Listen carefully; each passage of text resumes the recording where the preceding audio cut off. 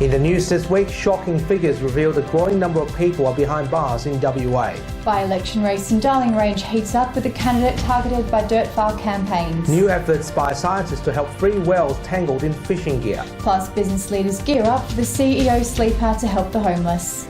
And on Western Perspective, art illustrating life. How a Perth artist is telling the stories of WA through her art. This is the Evening News with Ivan Lone and Danielle Staniskov. Good evening. A record number of West Australians are spending time behind bars, with the latest figures revealing incarcerations are soaring. The state government says it's working to reverse the trend, but community groups have called the efforts pathetic. Nelson Liu begins our coverage. Ask Mervyn Eads if there are too many Indigenous Australians in prison, and he'll tell you it is far beyond disgraceful. The Indigenous Assistance Organisation Nala Maya founder claims WA's Indigenous population are highly represented in prison and the issue isn't close to being solved. He says they're in dire need of help. They needed the government to wake up 10 years ago so it didn't get this bad. New statistics reveal a 24% surge in the number of West Australians imprisoned in the past 2.5 years. It includes more women finding themselves behind bars, rising by 43%. WA's incarceration rate per 100,000 people has risen beyond the national rate, but the state government is working on reversing the trend for Indigenous and non-Indigenous West Australians.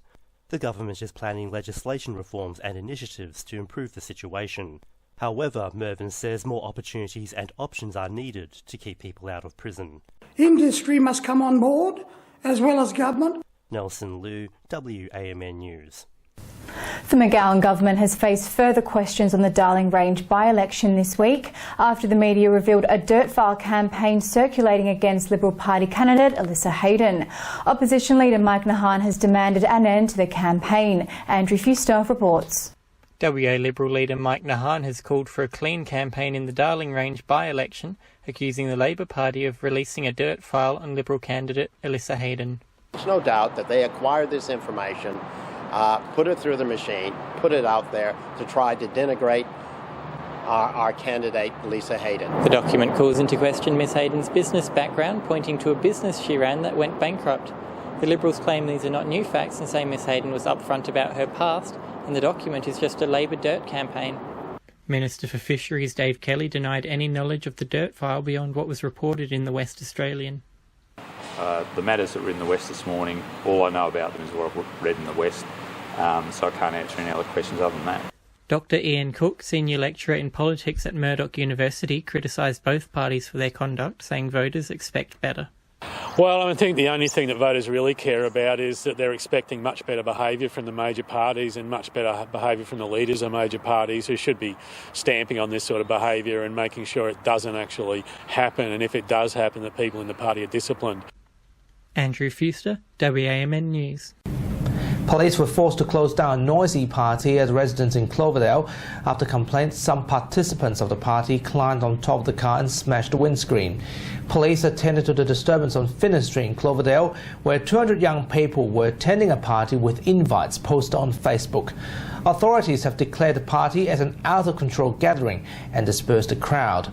Although no arrests were made, 11 young people were taken into police care and sent home to their parents. Single-use plastic bags are set to be banned by the 1st of July this year in an attempt to protect the marine environment. New rules will mean that retailers will no longer be allowed to issue single-use plastic bags to consumers. It's understood that more than 7 million bags were littered in Western Australia every year, with research showing 90% of people surveyed support this ban. Well, from the 1st of July, you'll need to bring your bags to the shops with you. So it'll be illegal for those supermarkets to provide you with a single-use plastic bag. So this is about protecting our state's unique environment for future generations. It's the right thing to do, and I think the community supports it. Whales tangled in fishing gear off WA's coast are being given a greater chance of survival with the new whale monitoring rescue tool. State government scientists have teamed up with marine wildlife specialists to develop the tool that will allow it to be observed from a distance before they can be freed safely. The government says it was previously difficult to find entangled whales off WA's coast, but the device will provide opportunities for whales to be disentangled while aware of their location. We think it's important that we provide a leadership role for fisheries in Western Australia, and so we were happy to work with fisheries We understood that last year the successful disentanglement came because of one of these boys.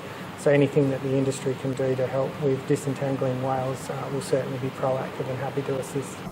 US Secretary of State Mike Pompeo restated US demands for North Korea to completely denuclearise in a series of interviews with Asian news networks. Mr Pompeo said that all nuclear sites, even those not publicly recorded, must be closed down. He linked the issue of denuclearisation to economic improvement for North Korea, including reducing economic sanctions. Special Counsel Robert Mueller filed new charges against US President Trump's former campaign manager, Paul Manafort, for a conspiracy to obstruct justice and obstruction of justice. The charges were also placed against a long-time business associate of Mr Manafort's, Konstantin Kilimnik, who allegedly has ties to Russian intelligence. These are the latest charges by Mr Mueller in an investigation into the Trump administration for possible collusion with Russia. And finally this week, Perth business leaders will be roughing it on a cold night in June in the fight against homelessness.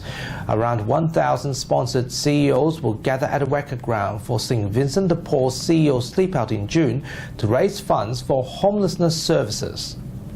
The 9th year of the event highlights growing homelessness levels across Perth. They really enjoy it. They keep coming back. Like I said, we've got people that have come back for 9 years in a row. You know, that's their part of their making their contribution. And again, it's not about trying to experience being a homeless person. It's just about being part of something bigger, trying to make a point and trying to make a difference. And that's our weekly news and current affairs. For all the latest happenings, you can visit our website and Facebook page. From Daniel, myself and the rest of the team until 8 o'clock next Sunday, a very good evening to you. Good night.